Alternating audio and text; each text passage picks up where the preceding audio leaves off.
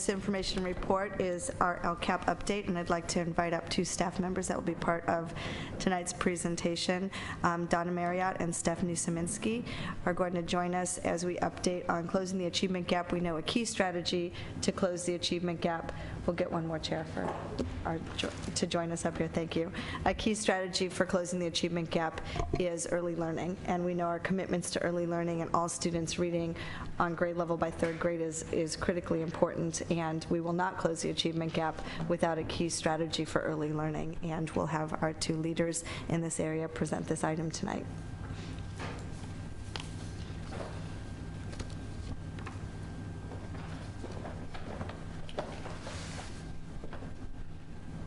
Last week when we had our, as you're getting ready, I'll just add more context. The last board meeting we had closing the achievement gap LCAP update, and we focused on high school. We know closing the achievement gap doesn't just happen with a high school effort. It's a K-12, pre-K-12 district-wide initiative, and it's something that under LCAP Goal 1, several strategies need to be working simultaneously in district coordinated services, and early learning and early literacy is critically important. I know Dr. Evans is paying close attention, as is the rest of the board, to the current class. The kindergartners entering right now will be in 2020 in third grade, and we have high expectations for all of those students reading on grade level and proficiently, and the plans for that to happen begin at the earliest ages, and what that's going to look like in a district-wide systemic approach that you'll hear about right now from our leaders.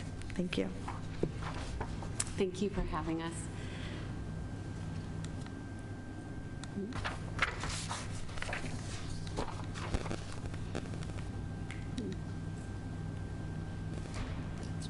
That's not our PowerPoint.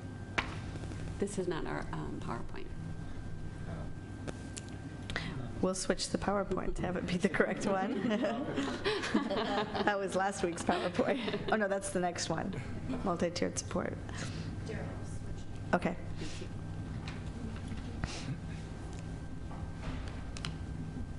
You mean you can't present on someone else's PowerPoint? You're so talented.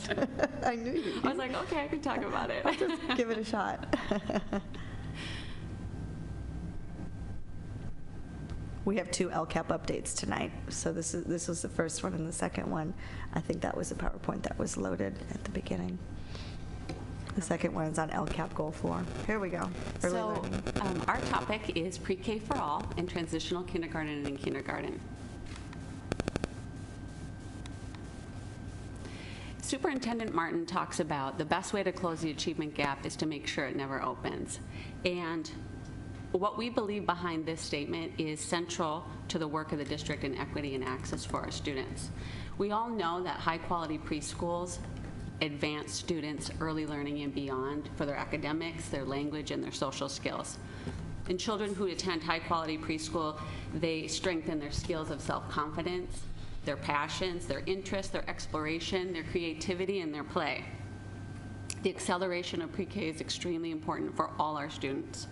And with that said, we are very passionate about ensuring that every student in our district has access to our preschools. One thing we know is that San Diego Unified has always had high-quality programs and high-quality preschools. And some of the current components that embody the preschool program is that we've always had developmentally appropriate instruction and activities, both purposeful and playful, while instilling a love for learning. We've also had preschool opportunities under state income guidelines. We've also offered service to build supportive relationships and environments and established interventions to address challenges. And one thing San Diego Unified Preschools have always offered is positive teacher-student-centered instruction with ongoing professional development to help meet the rigor and challenges for our students in 21st century. But there's a challenge to it, and one of the challenges has always been access. It's a fact that 1 in every 3 students, California children, is without access to pre-K. And what pre-K for all has done is it has expanded access for all students. We had over 13 new sites this year. We had thousands more eligible with the same high quality instruction and the technology initiative. And we can't necessarily fix the state climate, but we can take actions today to build positive conditions. Superintendent Martin always talks about creating conditions for our students, and we believe that Pre-K for All helps set the stage and create opportunity for all our students from pre-K through 12th grade. And we're currently working with state legislation to be part of a pilot program that includes an income qualifying carve-out.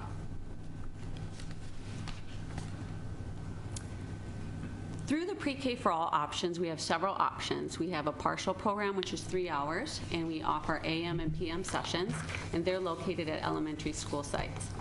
We also have a full-day program, which includes a 6-hour program, and the schedules are aligned with the school bells, and they're located at elementary school sites. And we also have Child Development Center programs, which is extended day options located at individual centers. One thing that we found through these options and access and equity is that at our current moment in time, we are at 87% enrolled at our elementary sites and 80% enrolled at our CDCs, which is far beyond where we were last year at this point. What were those numbers last year? Last year, the elementary sites were barely 60%, and the CDCs were barely 50%.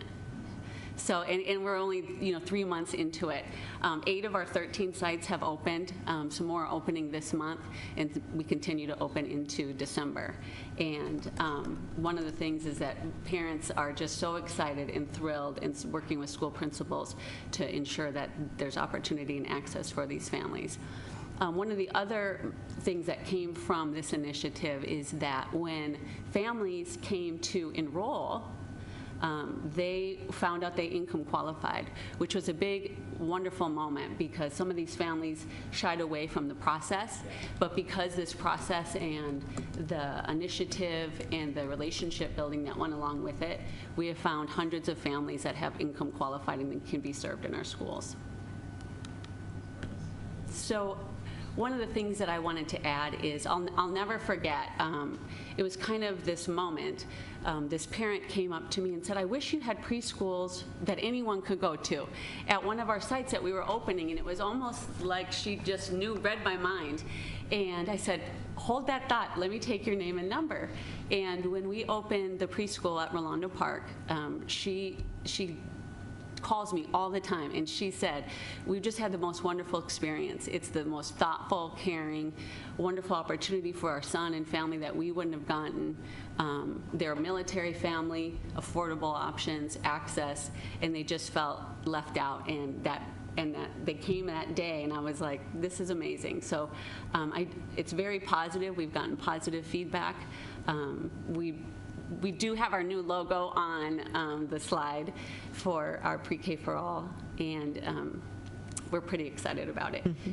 So one of the ways that we support families is if a family member or a principal or a teacher talks to a family and they want to enroll, is we take their name and number and we'll call them. We welcome them to call us, to email them. We will assist in any language and just really work with relationships to help get them enrolled. Thank you.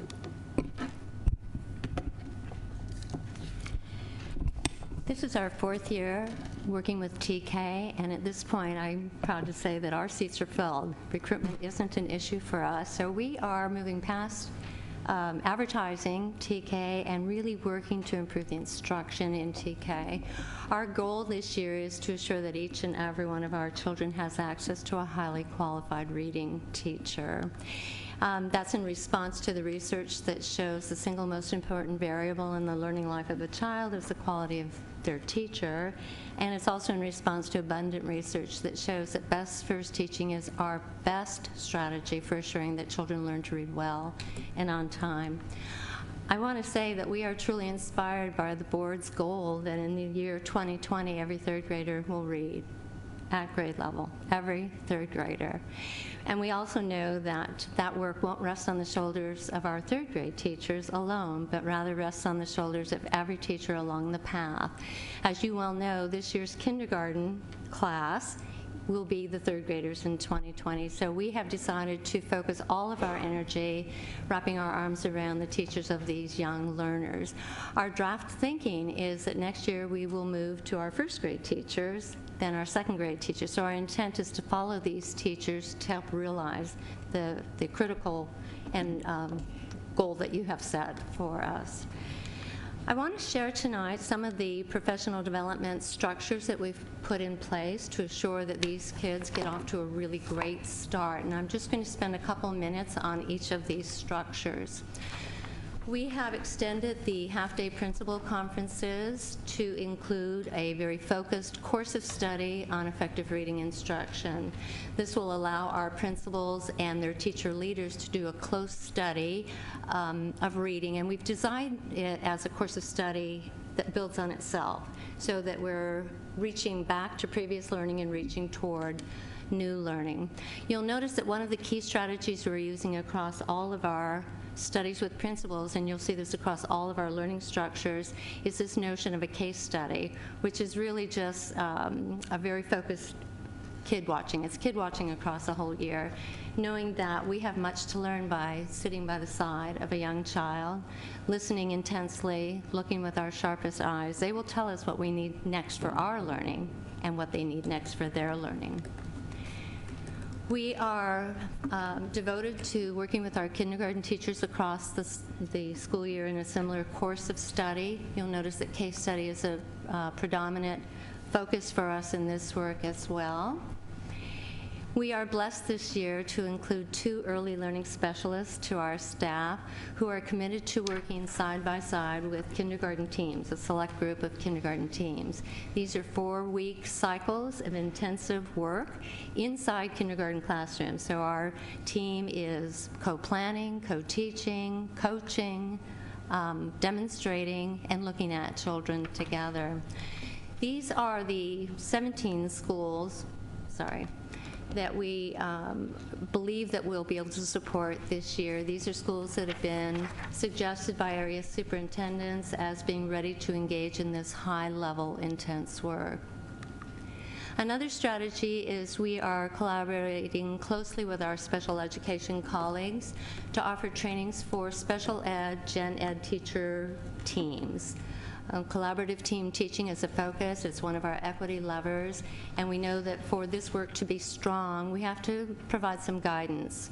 So our first session has already happened, and it's what every teacher needs to know about effective reading teacher.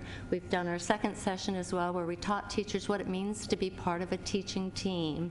And in our third session, which is coming up, it will be around, so how do you support our really complex learners? How do you unlock their genius?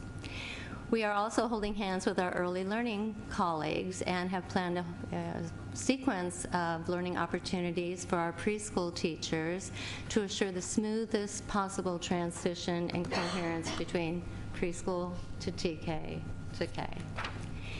So we welcome the board's reflections or comments or questions and insights.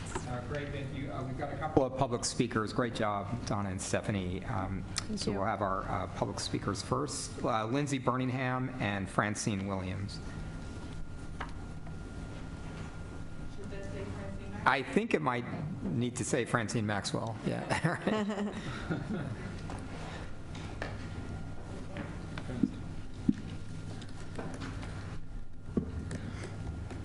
Lindsay Birmingham, SDEA president. We'll see if I make it through this without a coughing fit.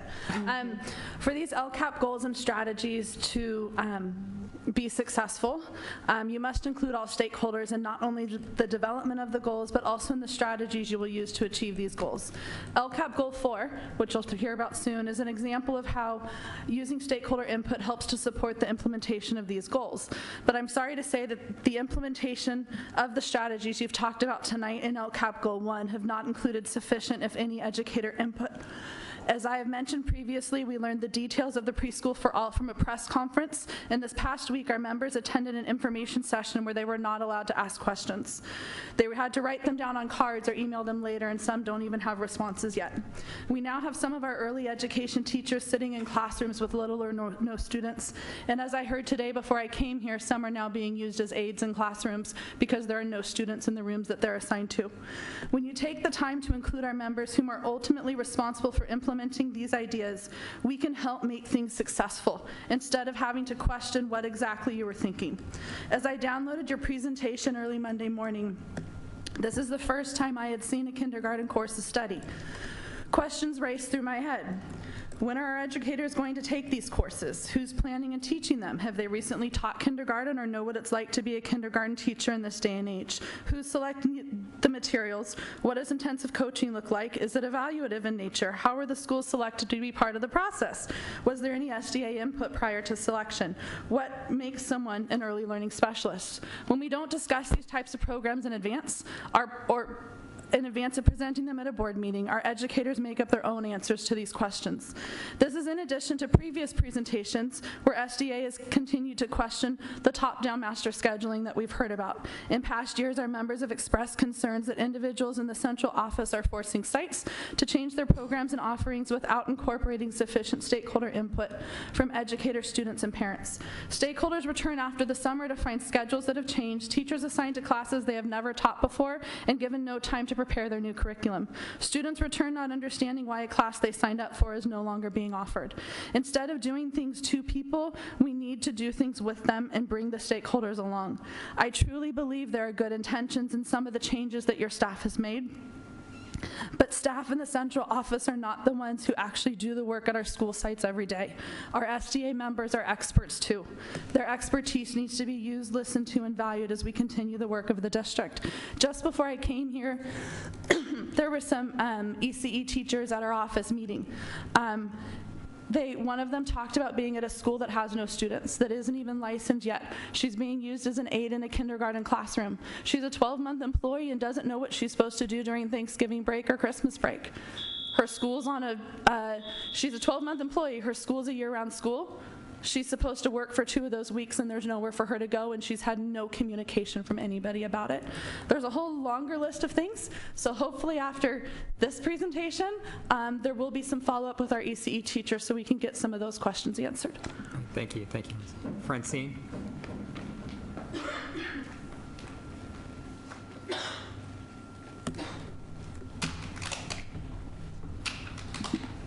I'm concerned with the LCAP for this particular goal with the definition of collaboration. Parents are not being brought to the table so that they can fully understand and embrace the fact that we want everyone to be reading at grade level. So at what point do we sit everybody down in the room together and work collaboratively? We throw the word around a lot, transparency, collaboration, but where is the tracking? Where is the proof that parent engagement is truly happening? Where is your measure? Where is your deliverables? You have an entire department. You have a new executive director. So when are we going to begin to see some tangible things that parents can honestly say, this is occurring at my school, in my community, for San Diego Unified? I'm looking at the money, and I just have issues. I mean, the LCFF base, the LCFF supplemental, the Title II money that we're using. These are not frivolous funds. These were given to us so that we can do some things that are tangible, that we can actually put our hands on. All I keep seeing is more people in the secondary office, in central office, that's not directly touching the students. We are a rich, diverse district. Can you tell me at what point, don't say 2020, when we're going to see some of that rich diversity hit central office, hit the leadership team? Because the people that are sitting at the table making the decisions, making the recommendations, they're not rich in diversity. They've picked up a book, But until you get with the people that have the boots on the ground, that gave birth to these children, so that you can see what their struggles are, what they're bringing to the table. I'll take a father with a 6th grade education any day against a PhD that you go find off the internet, and you've given her a 6-figure job here at San Diego Unified. That father has the heart, the passion to know that education is the doorkeeper. It's the key for the next generation, and we are just sitting here at the table playing around with this money frivolously. So come on, let's get it together. Let's do some real collaboration. Thank you. Board members, do you have questions or comments on our presentation? Dr. Evans? Yes. Thank you for the presentation, and this is really exciting. I was thinking about what Lindsay Birmingham was talking about, and I know that it's very easy for us on the board to sit up here and say we would like all of our 3rd graders to be proficient in reading, and of course we'll get a 5-0 vote because we very much believe in that. And so that's one level. Another level is for the district staff, to look at different means of carrying that out. But then obviously the reality on the ground is the teachers in the classroom who are actually doing the work. And with Ms. Birmingham as a kindergarten teacher, I'm sure has very strong feelings about different ways to go about this. So. I mean, I think it's really important, and I'm not saying it has or hasn't happened, but I think it's really important to have all stakeholders involved. And I think one of the things, just based on what we're hearing, would be really in preparation for next year, in terms of moving on to the 1st grade, that before that ever happens, that the 1st grade teachers are just really participating, inciting, informed, and involved in the process of what's going to happen next year during that 1st grade year, so that there really will be full participation in this effort. And then one thing that I bring up a lot of times, but in terms of reading, is this whole issue of individual volunteers working with kids. I know it's great to have first instruction in the classroom, but we're talking about we're combining the technical aspects of learning to read along with the love of reading. I mean, plenty of people can decipher text and don't end up being readers of any sort in terms of their interest in reading, and a lot of kids have that at home. I mean, and that's what we're working with in terms of working with parents to make sure they can help them with their reading. But not every kid has that, and so what are we doing in terms of those kids who don't have someone who's backing up at home on an individual basis to share with them from a very young age and on up the love of reading? And then in terms of the goal, I guess one question I have is, we're talking about proficiency in reading by the 3rd grade, and obviously measuring it as we're going along. Is what are the measures that we're using for determining that the students are proficient in 3rd grade? I mean, I know we have the state tests in terms of the English language arts. There are other reading tests that you're obviously more familiar with than I am, but I just want to know how clearly defined is it? So, because we can look at, I mean, one concrete thing is we look at the state test scores, say in 3rd grade on English language arts, and it says X percent, which half the students are, half the students aren't. But how are we going to measure this? What measures are we using? Well, Doc, I'll answer and you can add on. As you know, we announced last year that we're making sure that our district-wide assessment policies and approaches are closest to the student, and so we're developing school-based assessment plans instead of the district just deciding and collecting a DRA score that didn't actually promise or guarantee that students were reading on grade level. It was just done to turn in. We want school teams working together on the most meaningful, as Donna Marriott just said, sitting down next to a child, doing a running record, seeing what their reading skills and strategies are in place, which ones need support. A DRA is a great way to do it. That was a measure that we collected. It may be one that many school teams still continue to use. there are other measures. You can do a concepts about print test. You can do a phonemic awareness assessment. You can do letter identification. There's multiple factors around spelling developmental progress, multiple factors that we look at when we're looking at overall literacy achievement, and we expect school teams to develop their school assessment plans closest to the student. And we're supporting, as we talked about last time, there'll be menus of assessments that people can choose off of. They don't have to make up their own. But as we collect those, we know that the best progress students make, it happens when you're working closest to the student, and training teachers, giving them support to give those kinds of assessments, allow us to put the on-time, close-to-student metrics in place.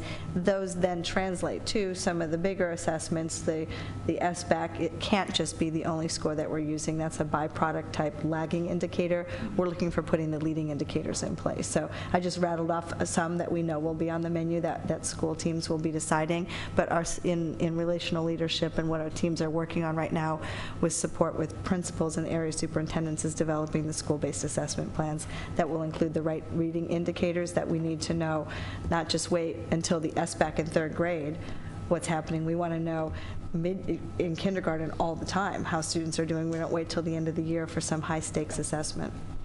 Yeah, and as you're saying, I do recall you talking about it was a school-based assessment rather than just a district-wide program. And I guess that what would help us to understand that this year would be with these sort of multiple measures and the teacher input on the students having reached the level of proficiency would be to see this year with the current third graders this year, by the standards that are being used, what percentage of the students are meeting that definition of proficiency, so that we would then know, okay, that's sort of a baseline of this, this year where they're at, and now we can see, each progressive year how it's going up. So we don't end up comparing apples to oranges in terms of saying, well, when we started this, it was at this percentage, and that was only based on an SBAC or something like that, and now we're doing a more comprehensive thing, and you're kind of comparing apples and oranges. But if we get sort of a report on this is how our third grade students in 2016-17 performed, that would be really helpful for us to be able to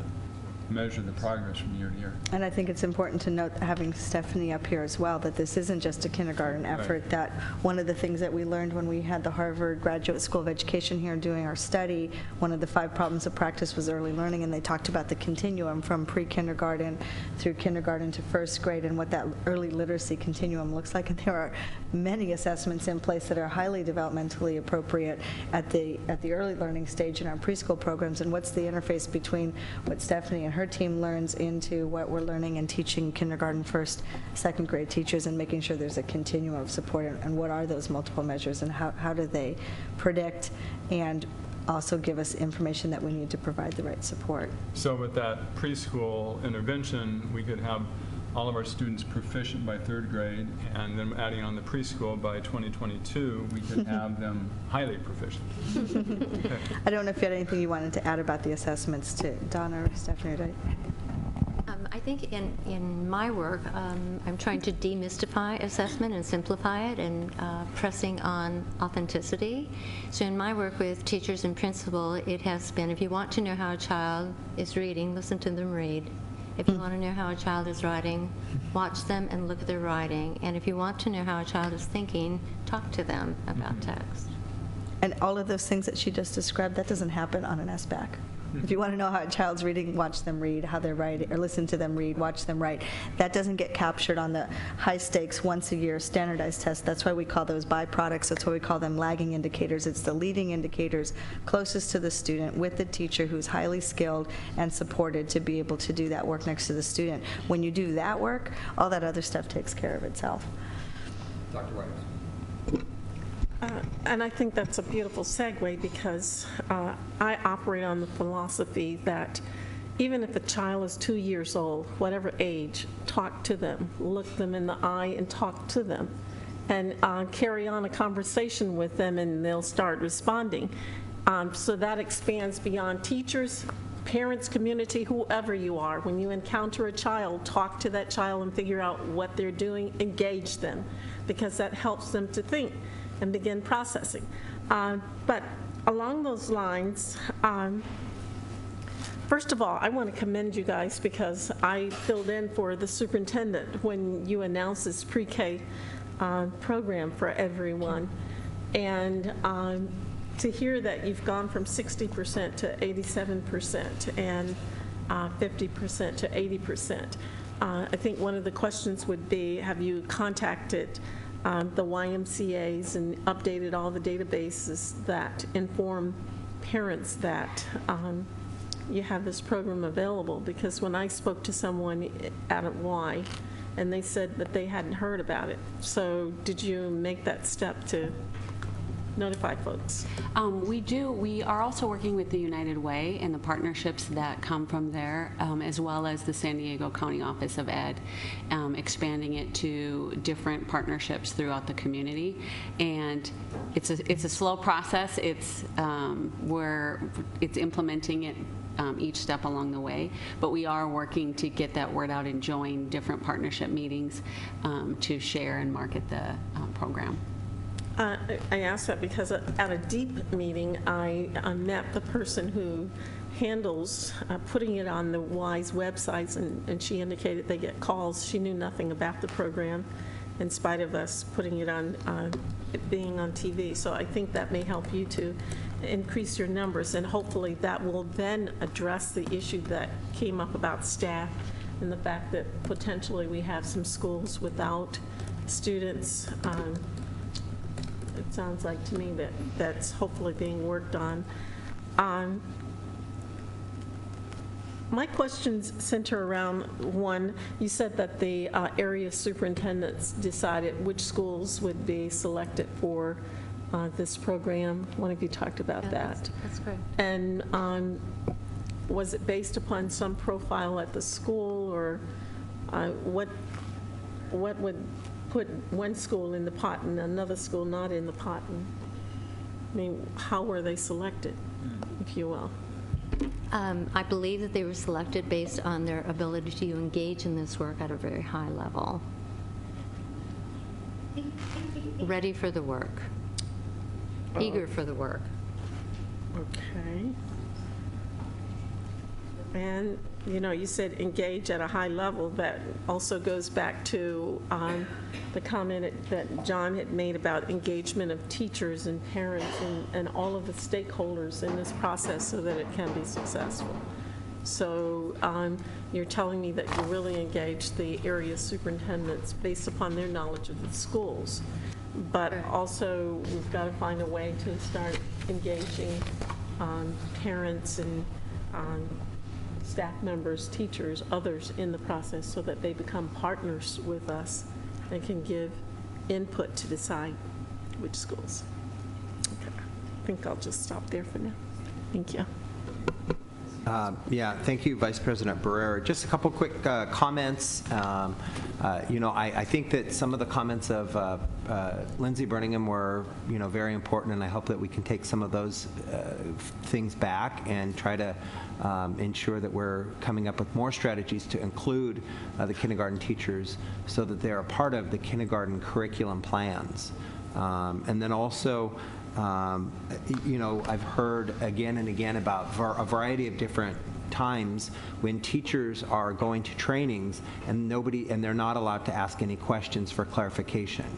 And I hope that we, as an organization, will look at that and think, is that really the best way to conduct a professional development or an information session, to not allow clarification questions from the people participating in that engagement? I just, you know, hope that we can talk about that and different ways to have that accomplished. And I understand maybe for, you know, the management of time and things like that, maybe there are other considerations. But maybe there's other ways to do it other than just an open forum of everybody just starts asking questions. Maybe there's a way to hone questions. Maybe have people submit questions before the information session so that those can maybe be addressed in the presentation. I'm just thinking out loud, and I'm sure that we could hopefully look at that as an organization and try to do a little bit better for our teachers. Thanks. Thank you, Trustee Bowser. A few questions, and I think I certainly echo the comments of the other trustees. Both of these are incredibly ambitious strategies. One, providing access for TK to all students at the right age level, and also then, providing access to preschool. And so we know that we are in a period where we're figuring this out. We've been a few years into the TK expansion, and now we're starting with the pre-K for all. And so it certainly requires and gives us, opportunities to engage a variety of stakeholders in improving the strategy as we expand it. I wanted to get to a little bit of the affordability issues that, Stephanie, you just briefly touched on. So could you talk about this, the potential for us to get a carve-out that would increase the income cap to provide more eligibility for our families? Yeah. So thank you. The San Francisco County is currently participating in a pilot program where there's a carve-out because the cost of living is so different from the rest of the nation. Yeah. And San Diego mirrors that. Yeah. And so we had a meeting with Assemblywoman Gonzalez, and we talked about being part of this carve-out initiative where it would actually raise the ceiling, income guidelines ceiling for qualifying families because of the cost of living in San Diego, that it doesn't look the same somewhere else. Yeah. And so I know that we are gathering data and moving forward with that. We also had heard that there was other counties that were trying to get on board, but San Diego is kind of leading the charge on that for Southern California. And if we were able to do that, that would it would raise the ceiling under which more families could enroll in our preschool program without paying? Is that right? It raises it about, from the research and the data that they showed, it raises it about 25%. Yeah. So those families that are in this, the military families and some of the families that are right on the cusp, yes, they would income qualify. Yeah. Which would open, a broad range of opportunity for families. No, I very much appreciate that, and I think it's important for all of us to understand, we've faced a really debilitating constraint on our families in terms of their ability to enroll in preschool. And we've talked about if you're $1 over, the income limits, before you simply had no access, to the quality preschool program that Stephanie, that you were describing. Now we are providing for families to be able to pay a portion of the costs and get access, but if we can raise that, and we know, San Diego actually has a similar cost of living to San Francisco, so it would make a lot of sense. And then further on the affordability, to what extent do we, and I know this is something that, over time we're going to have to work on as well, for those families that are above even that raised income threshold, what's our ability to work towards some sort of sliding scale? So not everybody's paying the same amount, but you can get to, I think as we move into planning for the, involving stakeholders and improving the program and looking at our evidence and gathering research and data, I think that's great input and great feedback, because what we found with the families is that's needed. And I think we talked about even the enrollment process being tedious and cumbersome. Yes. Yeah. And I think by taking steps to improve that process, building our ceiling, partnering with a sliding scale, I think we can target all those needs that are kind of surfacing from this initiative. So thank you for that. I think that's greatly needed and needs to be looked at very closely. Well, I think it's exciting, and I think you, Stephanie and Donna and Superintendent Martin, this is the issue of affordable and accessible, high-quality early learning. We know is a critical national issue. It's being talked about in the presidential campaign. We know it's a critical issue statewide. There have been various attempts over the years by the state legislature and various governors to try to attack this problem. What we're doing locally is we're attacking the problem, and we're on a pathway towards achieving high-quality, accessible, affordable preschool for early learning for all students, and we're doing it working within the constraints at the federal and state level, and so our ability to work with, as you mentioned, with Assemblymember Gonzalez and people at the state level and potentially also eventually at the federal level to show what's possible to attack a problem that we know how prevalent it is around the country. So I really thank you for the innovation, and we know we've got an entire community that's ready to work with us as we move forward. Yeah. Thank you. Well, thank you for highlighting that this work is not just about the technical work and what it takes to train our teachers and give them the proper support and effectively collaborate while we do that with our teachers, but also that it's not just that work, it's also in the larger context of the state and national effort, and that we want to be leaders on both fronts, and that it's a ground-up strategy with top-down supports that come with it, and the technical expertise and leadership that you're showing, being able to bring all of these multiple pieces together to deliver on this strategy for closing the achievement gap is something we really appreciate, your work and your contribution. Thank you. And you're working with, is his name Stan, for the parents? Oh, Yes. thank you. Just want to be sure that we can help. Oh, definitely, definitely. We reached out to him the first day he started. Trustee Whitehurst-Payne just mentioned, the connection with this work in early learning with our Office of Family and Community Engagement, and just, boy, what an opportunity to engage and support and equip parents, when their students are very young. So thank you, Dr. Whitehurst-Payne. Okay, terrific. Thank you very much, both of you. Nice having you up here. We will move on to item E2.